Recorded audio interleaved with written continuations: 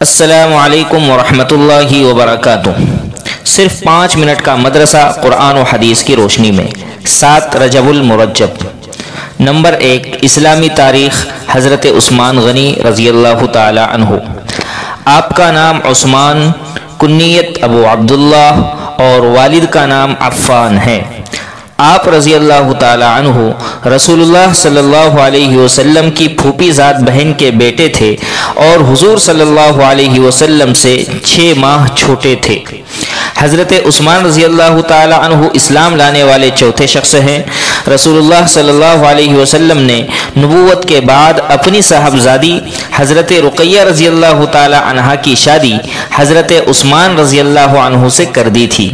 جب حضرت رقیہ کا انتقال ہو گیا تو حضور صلی اللہ علیہ وسلم نے اپنی دوسری صاحبزادی حضرت ام کلثوم رضی اللہ تعالی عنہا کی شادی ان سے کر دی۔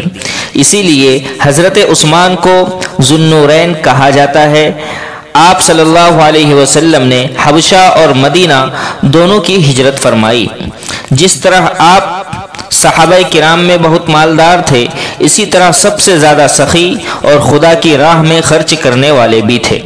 حضرت عمر رضی اللہ تعالی عنہ کے انتقال کے بعد یکم محرم الحرام سن 24 ہجری کو صحابہ کرام نے آپس میں مشورہ کر کے حضرت عثمان رضی اللہ تعالی عنہ کو خلیفہ منتخب کر لیا۔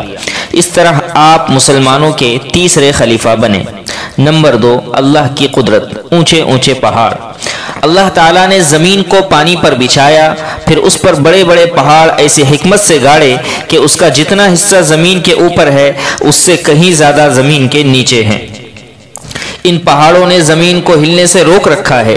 اگر یہ پہاڑ نہ ہوتے تو زمین پر اتنے زلزلے آتے کہ زمین کا سارا نظام درہم برہم ہو جاتا۔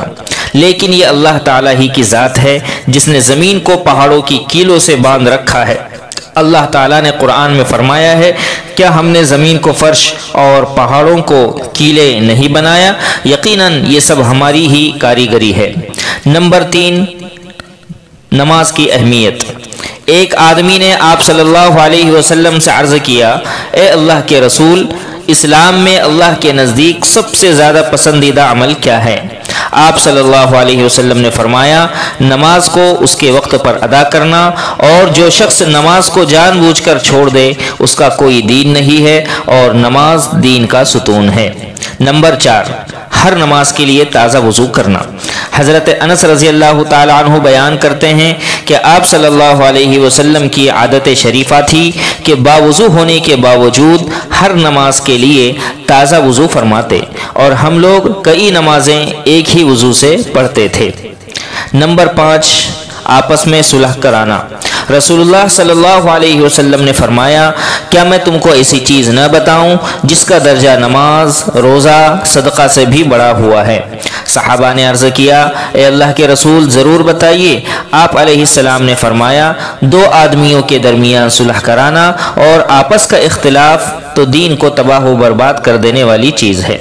یعنی 2 آدمیوں کے درمیان صلح کراؤ، یہ اچھی چیز ہے، اور آپس کا اختلاف دین کو تباہ اور برباد کرنے والی چیز ہے۔ نمبر 6، علم کو معاش کا ذریعہ بنانا۔ رسول اللہ صلی اللہ علیہ وسلم نے فرمایا، جس علم کے ذریعے اللہ کی خوشنودی اور رضامندی حاصل کی جاتی ہے، اگر کوئی آدمی ایسے مبارک علم کو صرف دنیا کا مال و متاع اور سامان حاصل کرنے کی غرض سے سیکھے گا تو کل قیامت کے دن ایسا آدمی جنت تو جنت کی خوشبو بھی نہیں سونگھ پائے گا۔ نمبر 7، دنیا کے بارے میں۔ رسول اللہ صلی اللہ علیہ وسلم نے فرمایا، جس نے اپنی دنیا سے محبت کی اس نے اپنی آخرت کا نقصان کیا، اور جس نے آخرت سے محبت کی اس نے اپنی دنیا کا نقصان کیا، تو تم لوگ باقی رہنے والی آخرت کو ختم ہونے والی دنیا پر ترجیح دو۔ نمبر 8، قیامت کا خطرناک منظر۔ قرآن میں اللہ تعالیٰ فرماتا ہے، وہ دن قابل ذکر ہے جس دن سور پھونکا جائے گا تو زمین و آسمان میں جتنے فرشتے اور انسان وغیرہ ہیں سب گھبرا جائیں گے، مگر جس کو خدا چاہے وہ اس گھبراہٹ سے محفوظ رہے گا، اور اللہ تعالیٰ کے سامنے سب عاجز بن کر حاضر ہوں گے، اور تم پہاڑوں کو دیکھ کر یہ خیال کرتے ہو کہ یہ جمے رہیں گے، حالانکہ وہ قیامت کے دن بادلوں کی طرح اڑتے پھریں گے۔ نمبر 9، دبلے پن کا علاج۔ حضرت عائشہ رضی اللہ تعالی عنہ فرماتی ہیں کہ جب میری والدہ نے مجھے رسول اللہ صلی اللہ علیہ وسلم کے پاس رخصت کرنے کا ارادہ کیا تو میرے دبلے پن کا علاج کرنے لگیں، مگر کوئی علاج کارگر نہ ہوا۔ پھر میں نے تر کھجوروں کے ساتھ ککڑی کھانا شروع کیا تو میں معتدل جسم والی ہو گئی، یعنی دبلا پن دور ہو گیا۔ نمبر 10، قرآن کی نصیحت۔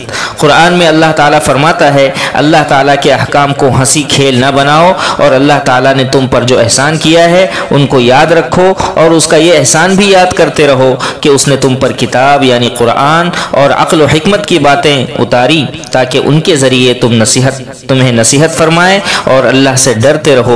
یقین جانو اللہ تعالیٰ ہر چیز کو خوب جانتا ہے۔ والسلام علیکم ورحمۃ اللہ وبرکاتہ۔